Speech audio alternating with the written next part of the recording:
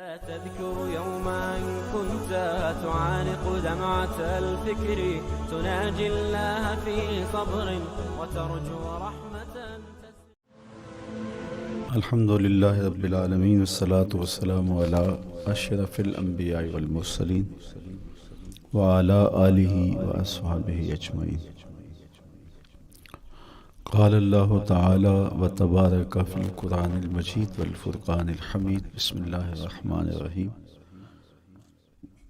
لا أقسم بهذا البلد وأنت حل بهذا البلد ووالد وما ولد لقد خلقنا الإنسان في كبد. صدق الله مولانا العظيم وصدق رسوله النبي الكريم الرؤوف الرحيم. اللهم نور قلوبنا بالقرآن وزين أخلاقنا بالقرآن وأدخلنا الجنة بالقرآن ونجنا من النار بالقرآن. قال الله تعالى وتبارك في شان حبيبه مخبرا وآمرا إن الله وملائكته يصلون على النبي يا أيها الذين آمنوا صلوا عليه وسلموا تسليما. اللهم صل على سيدنا ومولانا محمد معدن الجود والکرم صلاۃ وسلاما علیک یا سیدی یا رسول اللہ. میں نے آپ کے سامنے قرآن مجید کے جو کلمات تلاوت کیے ان میں اسی حقیقت کو بیان کیا گیا. لا اقسم بہذا البلد، آغاز ہوا شہر مکہ کی قسم سے. قسم ہے مجھے اس شہر کی، پھر وجہ قسم بھی بیان کی. وَأَنْتَ حِلٌّ بِهَذَا الْبَلَدِ، مجھے اس شہر کی قسم اس لیے کہ محبوب اس شہر میں تو جو بستا ہے، تیرا بسیرا ہے اس شہر میں، اس شہر کی گلیوں نے تیرے قدم چومے ہیں اور تیرے انفاس کی مہک اس کی فضاؤں میں بسی ہے، اس لیے مجھے قسم کہ یہاں تم رہتے ہو. اللہ اکبر. علماء کے مابین اس بات پر اختلاف ہے کہ مکہ المکرمہ افضل ہے یا مدینہ النبی صلی اللہ علیہ وآلہ وسلم افضل ہے. ایک علمی اختلاف ہے. بعض نے کہا مکہ المکرمہ افضل ہے، دلائل دیے، بڑا وزن ہے دلائل میں. بعض نے کہا مدینہ رسول صلی اللہ علیہ وآلہ وسلم افضل ہے، دلائل دیے، بڑا زور ہے دلائل میں. لیکن شیخ عبدالحق محدث دہلوی علیہ رحمہ اسی آیت سے روشنی لے کر کے لکھتے ہیں کہ جب حضور مکے میں تھے تو مکہ افضل تھا، جب مدینے آ گئے تو مدینہ افضل ہو گیا. جدھر جدھر سے وہ گزرتے گئے مجد و شرف بھی پیچھے پیچھے رہا. چند لمحوں کے لیے ٹھہرے تھے تم جس پیڑ کے نیچے. نشور وحدی کا لہجہ دیکھیے کتنا دل آویز ہے. چند لمحوں کے لیے ٹھہرے تھے تم جس پیڑ کے نیچے، سنا ہے آج تک اس پیڑ کا سایہ مہکتا ہے. تو مکے میں ہیں تو مکہ افضل، مدینے میں ہیں تو مدینہ افضل. تو شرف ان کے وجود مسعود سے ہے.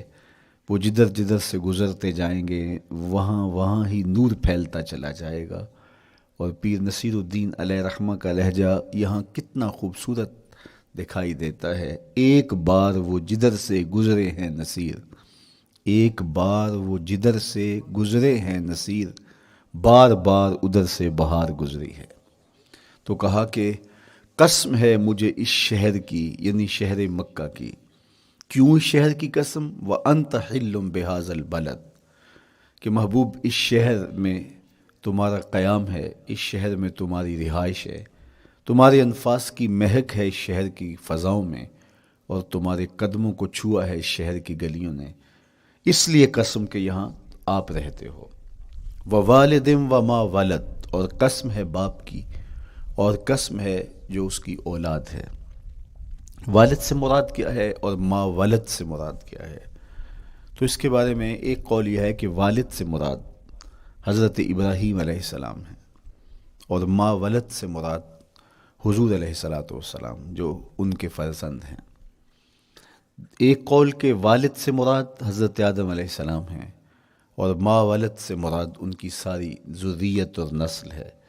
تیسرا قول کہ والد سے مراد حضور علیہ السلام ہیں، اور ما ولد سے مراد حضور علیہ السلام کی ساری امت، حضور علیہ السلام کی ساری آل اطرت، حضور کے اصحاب.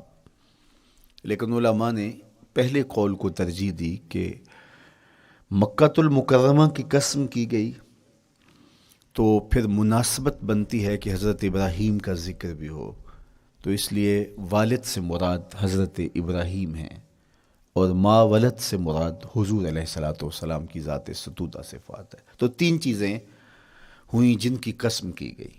سب سے پہلے شہر مکہ کی قسم کی گئی، پھر حضرت ابراہیم علیہ السلام کی قسم کی گئی، اس کے بعد حضور علیہ الصلاۃ والسلام کے مبارک وجود کی قسم کی گئی۔ تین قسمیں کر کے کہا کیا گیا، چونکہ جو خالی ذہن شخص ہو، جب اس کو کوئی بات بیان کی جائے تو قسم سے آغاز نہیں کیا جاتا۔ متردد الذہن کو کوئی بات کرنی ہو تو قسم سے آغاز کیا جاتا ہے، یا پھر آپ جس مضمون کو بیان کرنے جا رہے ہیں وہ اتنا اہم ہے کہ اس کی اہمیت کو اجاگر کرنے کے لیے آپ کو قسم کرنا پڑتی ہے۔ تو یہ جو ماں بعد کا مضمون ہے جس کو میرے رب نے بیان کیا، اس سے قبل ایک نہیں، دو نہیں، تین قسمیں کیں، تو پھر کان تو کھڑے ہو گئے، سماعتیں تو بچھ گئیں کہ وہ کون سی شے ہے جس کو بیان کرنا مقصود ہے، اور اس سے قبل قسم پہ قسم کی جا رہی ہے۔ قسم محبوب شہر مکہ کی، قسم محبوب تیرے والد بزرگوار حضرت ابراہیم علیہ السلام کی، اور قسم تیرے پاکیزہ وجود کی۔ اب انسان بالکل سماعتیں بچھا کے منتظر ہے کہ قسم کی کس بات کی جا رہی ہے، کس بات پہ قسمیں ہو رہی ہیں۔ تو جواب آیا، قسم محبوب شہر مکہ کی جس میں آپ رہتے ہو، قسم آپ کے والد بزرگوار حضرت ابراہیم علیہ السلام کی، اور قسم آپ کے پاکیزہ وجود کی۔ لقد خلقنا الانسان فی کبد، ہم نے انسان کو مشقتوں میں رہتا پیدا کیا ہے۔ یعنی انسان کی زندگی کے اندر مشقتیں، مشکلیں، آلام، مصائب، حالات کی تلخیاں، سخت مراحل، یہ اس کی زندگی کا حصہ ہے، اور ہم نے اس کو ڈیزائن اس طرح کیا ہے کہ یہ ان ساری مشکلات سے نہ بردآزما ہوگا اور حالات کی تلخیوں کا مقابلہ کرے گا، اور خیر و شر کے ساتھ ساری زندگی اس کا تعلق رہے گا۔ تو یہ اگر سخت جان ہوا تو زندگی میں کامیاب اور بامراد ہوا، اور اگر یہ کمزور ہوا تو پیچھے رہ جائے گا۔ اور اس کے لیے جو قسمیں کی ہیں وہ تین ہیں۔ قسم کا اور جواب قسم کا تعلق ہوتا ہے، یعنی جس پہ قسم کی جا رہی ہے تو جو قسم کی جا رہی ہے اس کا کوئی آپس میں تعلق ہوگا۔ جب پھولوں کا ذکر کریں گے تو پھر اس کے متعلقات ہی بعد میں بیان کریں گے۔ کسی نے کہا تھا جنگل میں کوئی مے خار مرا ہے، جنگل میں کوئی مے خار مرا ہے، اسے انگور کے پتوں کا کفن دو۔ میاں جنگل میں مرنے والے شخص کو کسی اور درخت کے پتوں کا بھی تو کفن دیا جا سکتا ہے، لیکن صاحب مرنے والا مے خار ہے، اور شراب کشید کی جاتی ہے انگور سے، تو اس کو تو ٹھنڈ تب بھی پڑے گی کہ انگور کے پتوں کا کفن دیا جائے۔ تو مناسبات ہوتی ہیں۔ تو اب جب قسم کی گئی تو قسم تین چیزوں کی گئی، اور اس کی جواب قسم سے مناسبت کیا بنتی تھی؟ انسان کو مشقتوں میں رہتا پیدا کیا گیا، حالات کی تلخیوں سے گزرتا ہے، سخت تربیتی مراحل سے اس کو گزرنا پڑتا ہے۔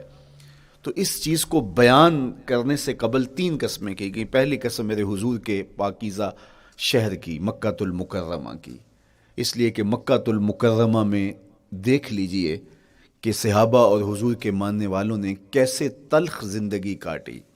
شجر اسلام ثمر بار ہوا تو ہمیں تو یہ کھلے ہوئے پھول دکھائی دیتے ہیں، لیکن ہم نہیں بھول سکتے کہ بلال حبشی کی پیٹھ پہ کیسے کوڑے برسے اور احد احد کیسے پکارتے رہے۔ تو ہم اس منظر کو دیکھیں، مکہ کے ان حالات کو دیکھیں، تو اس لیے قسم کی مکے کی، اور پھر حضرت ابراہیم علیہ السلام کی قسم کی، چونکہ حضرت ابراہیم نے جس قدر اذیتوں سے گزر کر کے، مصائب آلام کا سامنا کر کے، حالات کی تلخیوں کا مقابلہ کر کے اپنا راستہ بنایا اور اپنے رب کی رضا پائی، وہ تاریخ کا ایک انوکھا باب ہے۔